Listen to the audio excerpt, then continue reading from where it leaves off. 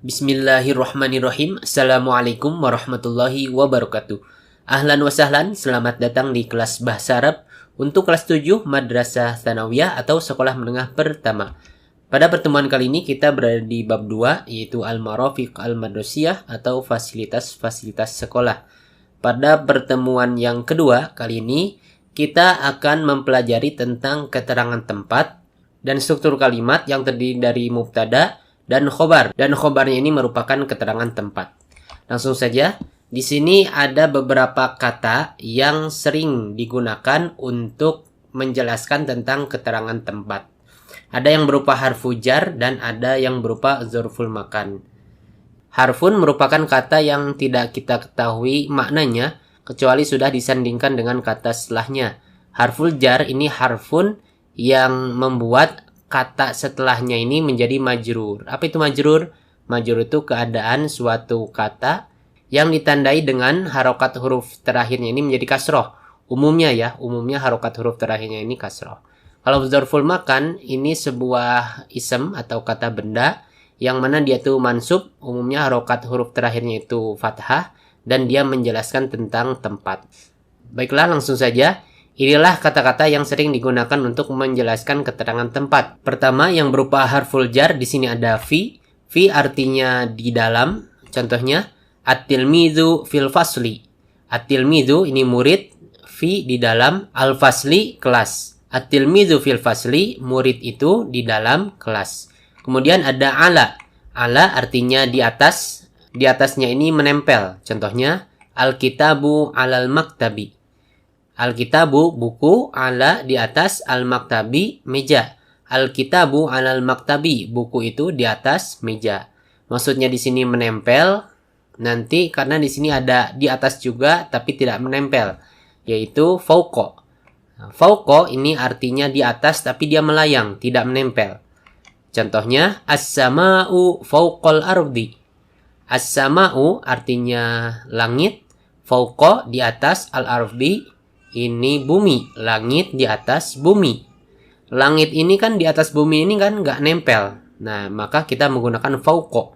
Contoh lain, misalkan ada burung yang terbang di atas kepala kita, maka kita gunakan fauqa.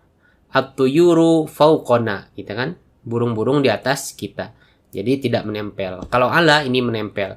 Ala ini digunakan bukan hanya untuk yang horizontal tapi juga vertikal. Contohnya misalkan ada jam menempel di dinding, kita gunakan ala. As-sa'atu 'alal haiti, jam itu di dinding. Itu ala dan fauqa. Kemudian ada tahta. Tahta artinya di bawah. Contohnya al-ardiyatu tahta saqfi. Al-ardiyatu itu lantai, tahta di bawah, as-saqfi atap. Al-ardiyatu tahta saqfi. Lantai itu di bawah atap. Kemudian ada amama. Amama artinya di depan. Contohnya as-sahatu amamal fasli. As-sahatu itu artinya halaman, amama di depan, al-fasli kelas. As-sahatu amamal fasli. Halaman itu di depan kelas. Kemudian ada waro'a. Waro'a artinya di belakang. Contohnya al-hammamu waro'al fasli. Al-hammamu artinya kamar mandi, waro'a di belakang, al-fasli kelas. Al-hammamu waro al-fasli. Kamar mandi itu di belakang kelas. Kemudian ada janiba. Janiba artinya di samping. Contohnya al-ma'malu janibal fasli. Al-ma'malu artinya laboratorium. Janiba di samping, al-fasli kelas. Al-ma'malu janibal fasli.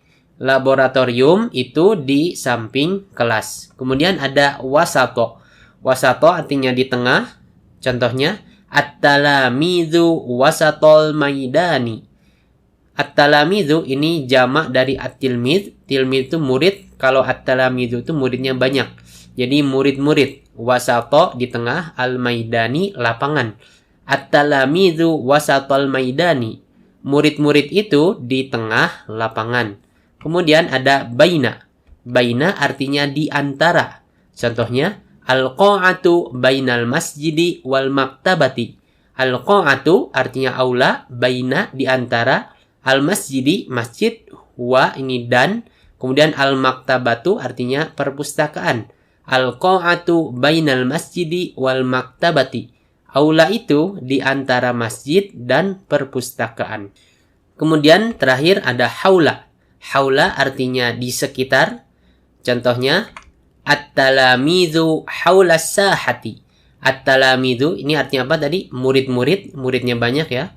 Haula di sekitar, as-sahati halaman. At-talamidzu haula sahati, murid-murid itu di sekitar halaman. Jadi kalau istirahat biasanya murid-murid menyebar kan di sekitar halaman. Nah, kata ini, semua kata ini baik yang berupa harful jar atau zarful makan, fi ala fauqa tahta amama wara'a janiba wasata baina dan haula, ini semua merupakan adawatul jar. Maksudnya apa? Maksudnya adalah kata setelah kata ini. Jadi kalau ada kata setelah fi ala fauqa tahta amama wara'a janiba wasata baina dan haula, itu dia keadaannya menjadi majrur yang ditandai dengan umumnya harokat huruf terakhirnya itu kasroh. Jadi majrur itu keadaan suatu kata yang ditandai dengan harokat huruf terakhirnya itu kasroh. Umumnya ya, karena nanti kita bisa temukan ternyata ada yang majrur tandanya itu bukan kasroh tapi ya. Contohnya al-muslimuna jadi al-muslimina atau al-muslimani jadi al-muslimaini itu. Tapi di sini umumnya kebanyakan nih harokat huruf terakhirnya ini kasroh. Nah, kita bisa lihat di sini fi, setelah fi ini ada al-fasli. Nah, kata al-fasli ini harokat huruf terakhirnya ini menjadi kasroh. Artinya kita tidak boleh baca dhammah atau fathah. Tidak boleh fil faslu atau fil fasla, harus fil fasli. Begitu juga dengan kata yang lain, ala. Ala ini setelahnya ada kata al-maktab.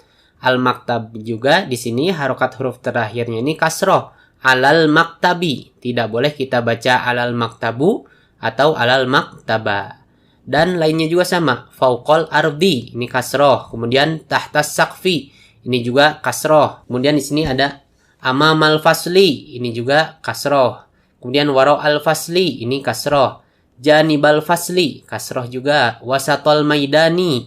Ini kasroh. Bainal masjidi. Kasroh. Wal maktabati. Kasroh. Kemudian haula sahati. Ini juga kasroh. Jadi kata yang datang setelah kata-kata ini, fi, ala, fauqa, tahta, amama, wara'a, janiba, wasata, baina, dan haula, ini menjadi majrur yang ditandai dengan umumnya harokat huruf terakhirnya ini menjadi kasroh. Maka disebut adawatul jar. Nah, itu yang pertama. Kemudian kalau kita perhatikan semua contoh ini, at-tilmizu fil fasli, al-kitabu alal maktabi, as-samau fawqal ardi, dan seterusnya. Ini merupakan kalimat yang strukturnya itu terdiri dari mubtada dan khobar. Masih ingat nggak apa itu mubtada dan apa itu khobar? Nah, coba lihat di sini. Ini contoh pelajaran kemarin tentang mubtada dan khobar.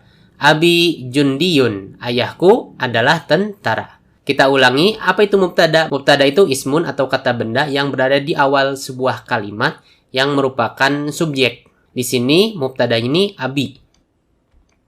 Nah, kemudian khobar, apa itu khobar? Khobar itu ismun atau kata benda yang datang setelah mubtada yang berkedudukan sebagai predikat atau suatu yang menjelaskan tentang mubtada. Di kalimat ini khobarnya adalah jundiyun.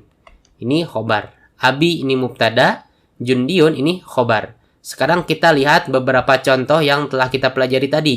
Di sini ada at-tilmizu fil fasli, murid itu di dalam kelas. Kemudian al-kitabu alal maktabi, buku itu di atas meja. Kemudian as-sahatu amamal fasli, halaman itu di depan kelas. Kemudian ada al-hammamu waro al-fasli, kamar mandi itu di belakang kelas. Kalimat-kalimat ini juga ternyata strukturnya ini terdiri dari mubtada dan khobar.